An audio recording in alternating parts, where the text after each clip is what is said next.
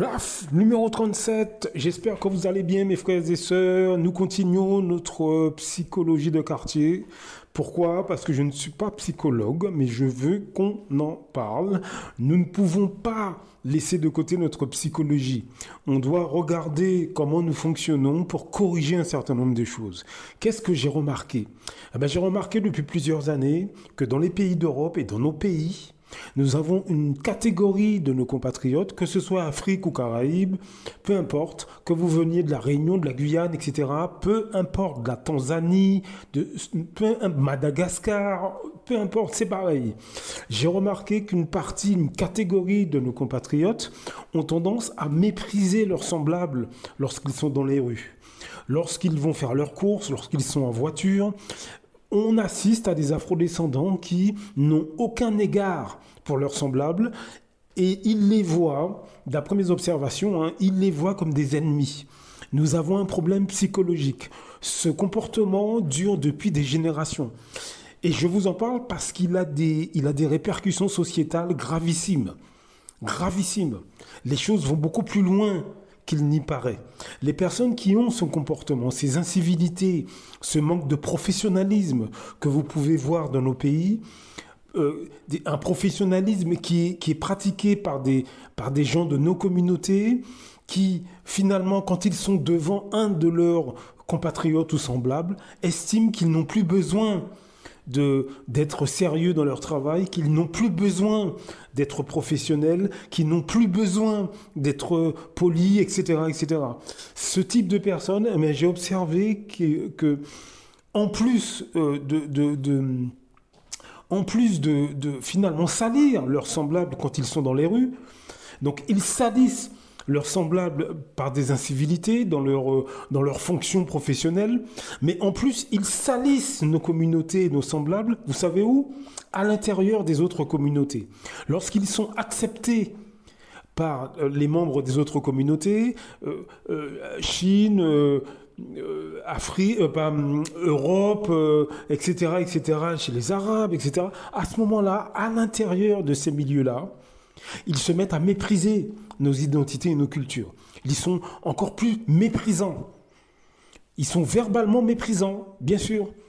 Ils tiennent des propos qui sont vraiment abjects. Et nous devons en parler en masse. Nous devons en parler en masse. Je l'ai déjà dit dans d'autres audios, ces personnes disent que l'Afrique n'a rien inventé, que les Africains sont des imbéciles, n'ont jamais rien inventé. Vous avez des Africains, des Afro-Antillais, des Afro-Réunionnais, des Afro-Guyanais, etc., etc. Vous avez en 2024 un nombre important d'Afro-descendants qui, en privé, je dis bien, disent dans les pays occidentaux, ils disent aux membres des autres communautés qu'ils côtoient en privé, ils leur disent que nous sommes des crétins, que l'Africain est un imbécile, etc., etc., etc., qu'heureusement qu'il y a eu les Blancs. Voilà comment on parle des Antillais, des Martiniquais, des Togolais, des Tanzaniens, des Guyanais, des gens de Madagascar, des Réunionnais, etc., des Afro-descendants. Je vous assure, vous avez un paquet sur toutes les chaînes sociales qui parlent comme ça en privé. Je vous assure, c'est un travail que j'ai fait en profondeur pendant une quinzaine d'années. J'ai été dans des dizaines de milieux. Pour les observer. Ils tiennent ce type de propos lorsqu'ils pensent que dans les maisons de campagne, dans les milieux avec les collègues de travail, lorsqu'ils pensent que les quelques rares afro-descendants qui sont présents sont comme eux. C'est comme ça que j'ai pu voir leur comportement. C'est en faisant semblant d'être comme eux. C'est là que je me suis aperçu de leur vrai visage. Parce qu'au départ, je n'étais pas invité dans ces milieux-là, tout simplement parce que j'étais pas comme eux. Je me suis rendu compte avec le temps que j'ai dû faire semblant, qu'il fallait faire semblant d'être comme eux pour être invité dans des milieux, vous savez, avec les Occidentaux, dans les maisons de campagne, en province, en France, par exemple, les anniversaires, les petites soirées privées. J'ai joué un rôle J'ai joué un rôle et j'ai vu dans ces milieux-là comment les afrodescendants, les quelques afrodescendants qui gravitent dans ces milieux-là, comment ils se comportent.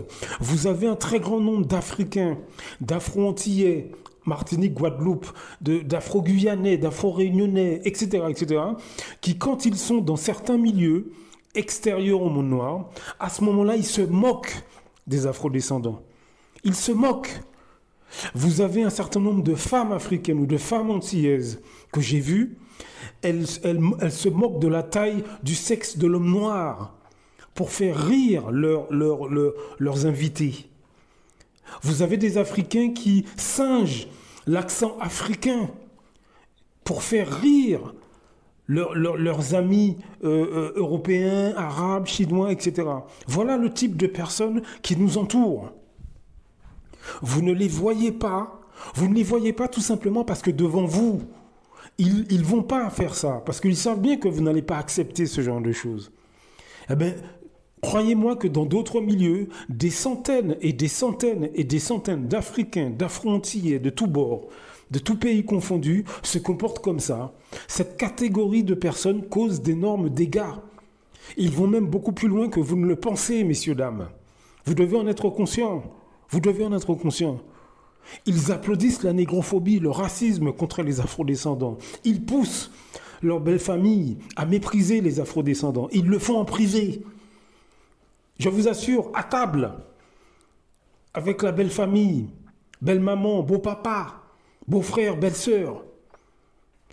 Voilà très exactement ce qu'ils font.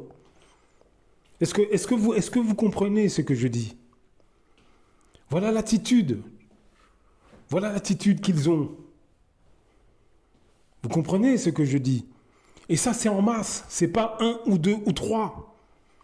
Un très grand nombre d'afrodescendants ont ces comportements-là. Mais devant vous, ils ne vont pas se permettre de faire ça. Par contre, le vendredi soir, vous retrouvez ces mêmes personnes dans les soirées. Rap, zouk, reggae pour les plus jeunes. Les plus âgés vous parlent d'Aimé Césaire. Les plus âgés cuisinent les plats de chez vous. Ils s'habillent avec les vêtements qui ont les motifs de chez nous. Ils sont coiffés de dreadlocks. Ils ont des traits sur la tête, garçons comme filles. Voilà le double visage de beaucoup de Noirs français ou de Noirs francophones. C'est catastrophique. Vous ne le savez pas, mais en France, la négrophobie, le racisme contre les afrodescendants, contre les Noirs, est très largement applaudi par une masse énorme d'afrodescendants qui se cachent au quotidien. Les personnes que je vous décris sont cachées parmi vos familles, vos amis, vos collègues. Ils sont cachés parmi vos amis, cachés parmi vos collègues.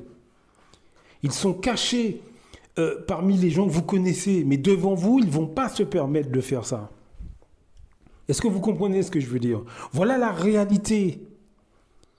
Voilà la réalité des choses. Par exemple, si vous voulez investir dans votre pays, eh bien, sachez que beaucoup de vos compatriotes vont vous empêcher d'investir dans votre pays. Mais par contre, ils vont favoriser l'investissement pour les autres. Voilà la réalité. Voilà la réalité. Ils vont vous empêcher, ils vont vous arnaquer. Ils vont bousiller votre investissement au pays. Mais par contre, ils vont favoriser l'investissement des autres. Ils vont leur proposer les meilleurs terrains. Ils vont s'associer avec eux. Ils vont leur donner tous les avantages, tous les intérêts possibles et imaginables. Ils vont être au boulot à l'heure. Ils vont les aider pour les prêts, pour avoir un apport, pour acheter tel ou tel terrain.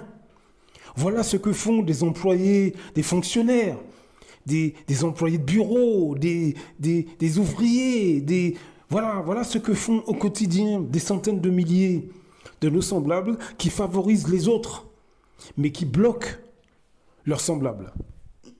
Cette psychologie doit changer. On doit vraiment jeter un œil là-dessus, et ça commence par en parler. François Fanon nous a déjà parlé de ce type de personnes, peau noire et masque blanc. Lisez le livre. Nous devons trouver des solutions. Moi, je ne suis pas psychologue, mais je pense que nous sommes devant un problème de santé mentale. Nous sommes devant des gens profondément marqués, certes, par l'esclavage, la colonisation. On le sait, ça, on a compris. Mais il faut que nous trouvions des stratégies pour atténuer ces problèmes. Voilà ce que sont beaucoup de nos semblables. Combien de nos compatriotes Afrique ou Caraïbes ont perdu leur investissement dans leur pays à cause de membres de la famille, à cause d'amis avec qui ils se sont associés?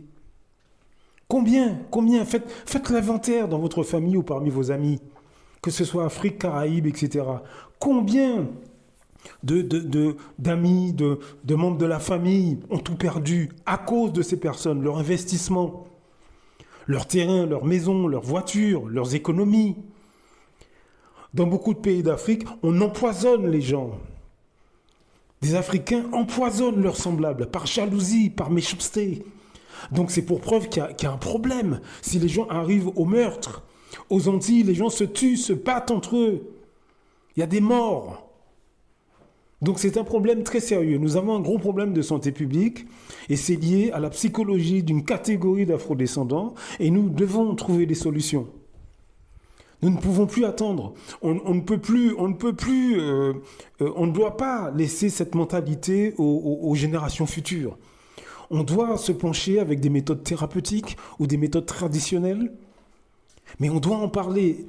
Commencez dès maintenant à parler de ce problème au sein de votre famille, parmi vos amis. Commencez à parler aux gens réceptifs. Allez pas parler à des gens hermétiques, ça ne sert à rien, mais aux gens réceptifs. Parlez-leur de ces problèmes et essayons de voir ensemble qu'est-ce qu'on peut trouver comme stratégie. Je crois que ce serait plutôt des stratégies, des méthodes thérapeutiques. Il faudrait demander aux psychologues et aux psychiatres de nos communautés, aux professionnels de nos communautés. Il faudrait qu'on discute avec eux pour voir ce qu'il est possible de faire. Nous devrions trouver des techniques thérapeutiques de masse. Nous devons trouver des solutions. Parce que la situation est catastrophique. Aujourd'hui, notre continent est en train d'émerger. Nous devons accompagner ce mouvement en investissant dans nos pays, mais de manière sereine. Pas avec des problèmes psychologiques. Pas avec des gens qui se blanchissent la peau. Pas avec des gens qui ne supportent pas leurs cheveux. Le côté psychologique doit primer au niveau des masses populaires. On ne peut pas prétendre développer notre continent ou nos îles et en même temps accepter qu'il y ait des gens qui continuent à mépriser notre identité et notre culture, nos semblables. Nous devons réagir, mes amis. C'est très important parce que sinon on n'arrivera pas à émerger entièrement. D'autres viendront nous prendre le pain de la bouche encore une fois. Donc notre psychologie doit être scrutée et on doit trouver des stratégies pour atténuer ces problèmes. Et je crois que des méthodes thérapeutiques, traditionnelles ou modernes, peuvent aider. Donc n'hésitez pas à en parler à des professionnels.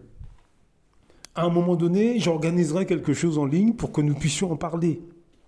Il y a des comportements qui sont inadmissibles et on ne peut plus accepter ces trucs-là. C'est fini.